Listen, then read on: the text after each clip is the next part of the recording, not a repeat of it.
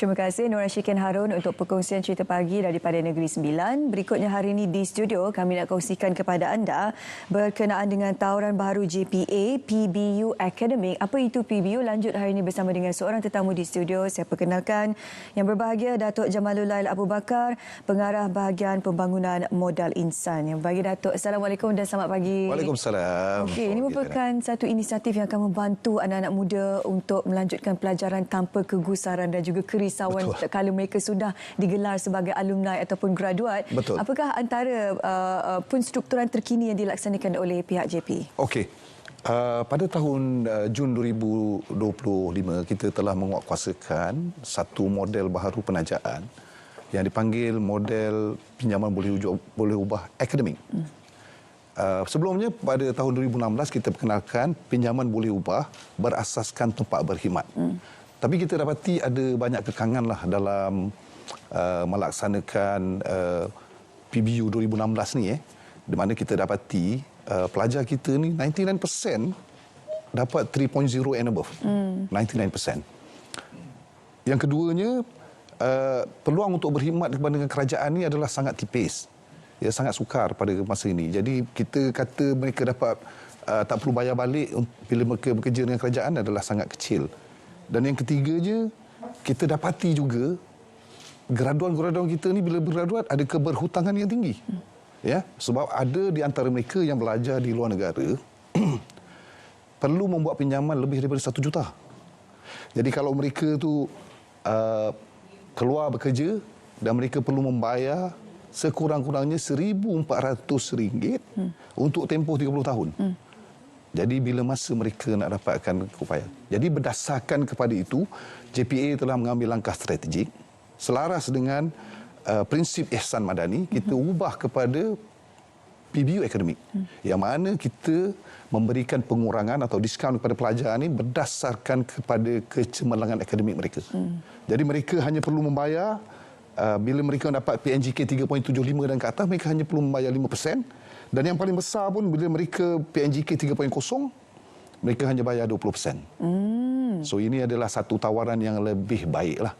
Tapi kalau kepada pelajar-pelajar yang mengikuti pengajian perubatan pergian dan farmasi, mereka hanya perlu selesaikan kontrak mereka dengan kerajaan dan tak perlu bayar apa-apa. So inilah dia model baharu penajaan yang kita laksanakan sekarang.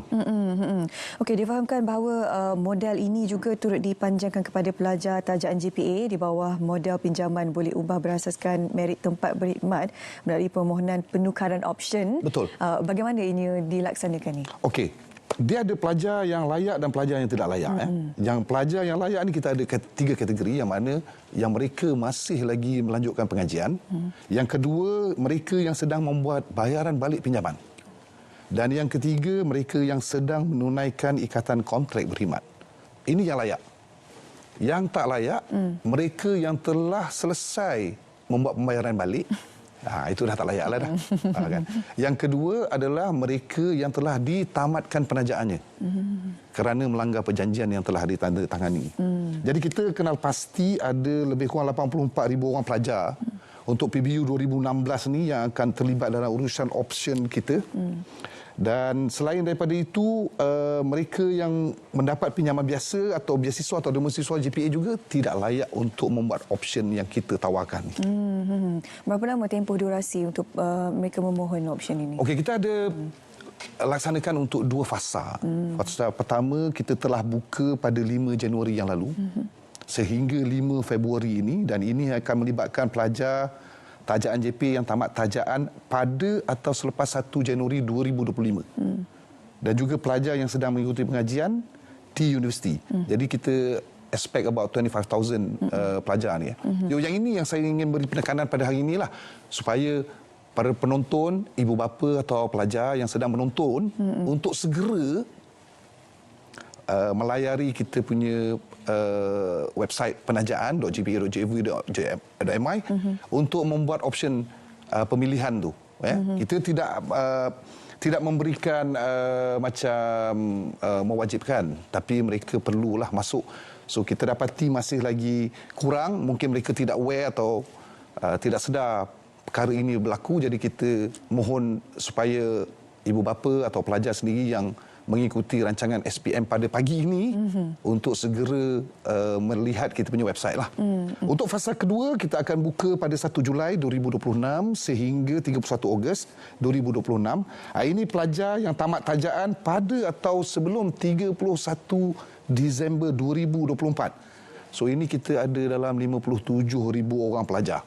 So ini adalah window-nya untuk pelajar-pelajar ini membuat option mereka. Okey. Ada yang bertanya sekiranya pelajar tersebut sudah pun menandatangani untuk meneruskan bagi PBU Akademik. Sekiranya, ialah kita tak tahu, kita merancang Tuhan yang menentukan. Sekiranya pendidikan mereka ataupun keputusan mereka kurang memberangsangkan, adakah mereka boleh kembali semula kepada PBU Merit mengikut tempat kerja? Setelah mereka membuat option ni, kita tak boleh patah balik. Sebab tu mereka perlu membuat, memikir secara teliti lah. Tapi pada pandangan peribadi saya, PBU Akademik ini lebih menarik dan lebih atraktif lah. Ya. Apa maksud pandangan Tok lebih menarik tu dari sudut mana? Dari sudut kalau ikutkan macam kalau mereka membuat PBU, mereka stay dengan PBU 2016, mereka perlu menyelesaikan kontrak berkhidmat mereka. Ya, kalau dengan pihak swasta mereka perlu selesaikan 5 tahun. Baru mereka diberikan diskaun. Tetapi kalau mereka memilih PBU Akademik ini, mereka boleh tunjukkan bukti yang mereka dapat 3.75 dan ke atas, immediately kita boleh bagi diskaun. Jadi itu lebih baik kan? 5% tak tu. Yang itu dia kena tunggu 5 tahun, baru kita boleh bagi diskaun 25% saja. Jadi yang ini lebih menarik, lebih baik.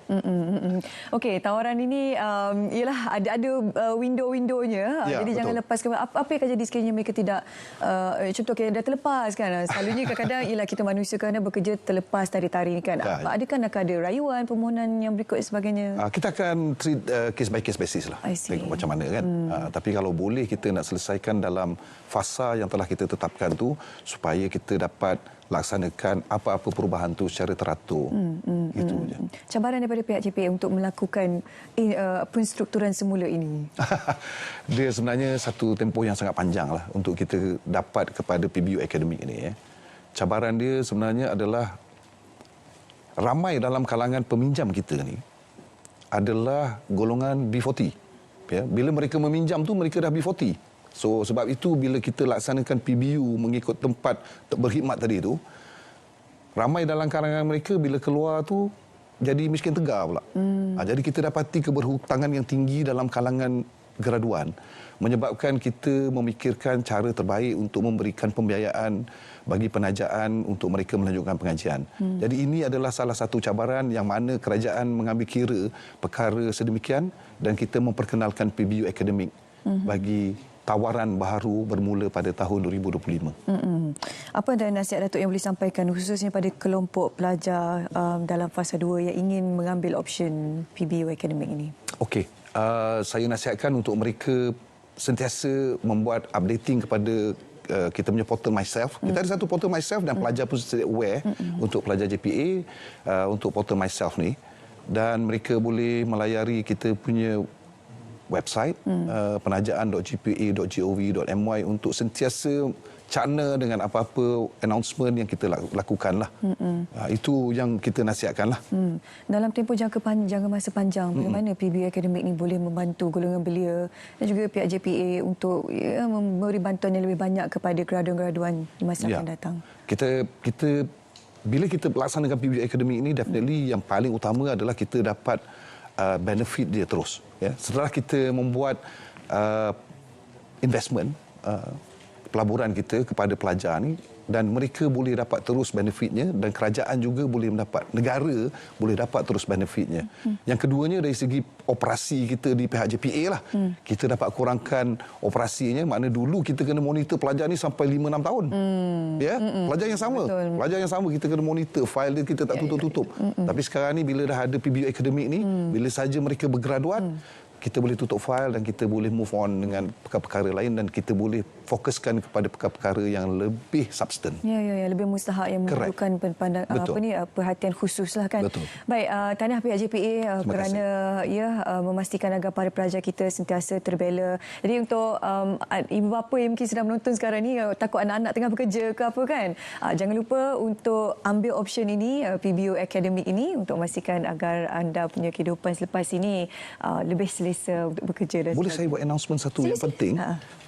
Pada hari ini, pada pukul 5 petang ini, JPA akan membuka penawaran dan membuka permohonan untuk pelajar memohon program ijazah dalam negara, program ijazah lanjutan dan juga program pemperubatan pergigian dan farmasi pada jam 5 petang ini. So, semua pelajar-pelajar yang ingin memohon penajaan JPA boleh berbuat demikian mulai jam 5 petang ini dengan melayari laman web kita penajaan.jpa.gov.my. Okey, baik, terima kasih. Saya salah seorangnya baru tahu juga. Saya mungkin akan melihat bagaimana agaknya peluang yang ini dia. Anda boleh dapatkan maklumat lanjut daripada laman Sesawa yang kami paparkan sekarang ini. Terima kasih pada yang berbagi, Datuk Jamalul Abu Bakar, Pengarah Bahagian Pembangunan Modal Insan. Terima kasih, Azia. Baik, berikutnya kita nak bawa anda ke Malaysia. Kita nak tinjau ramalan cuaca hari ini bersama dengan pegawai meteorologi di sana. Silakan.